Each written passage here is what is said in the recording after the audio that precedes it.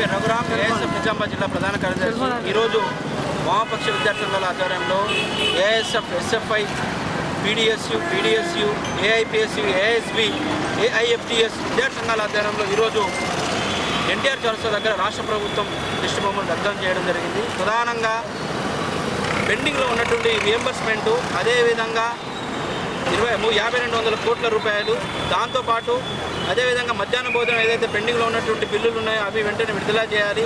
అదేవిధంగా చూసినటువంటి పరిస్థితి అయితే ఇప్పటి వరకు 27 రోజులు గడుస్తున్నాయి విద్యా సంస్థలు ప్రారంభమై, కానీ ఇప్పటి వరకు కూడా ప్రభుత్వ స్కూల్లో పాఠ్యపుస్తకాలు, యూనిఫామ్లు అందక ఇవాళ విద్యార్థులు అనేక ఇబ్బందులు పడుతూ ఉన్నారు. దాంతోపాటు ఇవాళ మధ్యాహ్న భోజనం కొత్త మెనూ ప్రవేశపెట్టడం జరిగింది, కానీ మధ్యాహ్న భోజనం కొత్త మెనూ ఎక్కడ కూడా అమలు కావడం లేదు.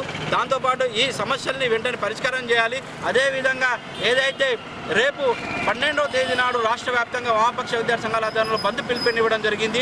ఈ బంద్ని అందరూ విద్యార్థులు, మేధావులు, టీచర్లు అందరూ కూడా కలిసి ఈ బంద్ని విజయవంతం చేయాల్సిందిగా మేము ఏఎస్ఎఫ్ నిజామాబాద్ జిల్లా కమిటీ, వామపక్ష విద్యార్థి సంఘాల జిల్లా కమిటీగా ఇవాళ మేము అందరినీ కోరుతా ఉన్నాం. పరిష్కరించాలి. ఈ నెల 12వ తారీఖు స్కూల్ బంద్, కాలేజ్ బంద్ పరిష్కరించాలని మేము చెప్తున్నాం. ఏఐఎఫ్టీగా తరఫున స్కాలర్షిప్ రిమెంబర్స్ వెంటనే విడుదల చేయాలి, లేకపోతే భవిష్యత్తులో పెద్ద ఎత్తున ఉద్యమాలు ఫలిత పోరాటం చేసి హెచ్చరిస్తున్నాం.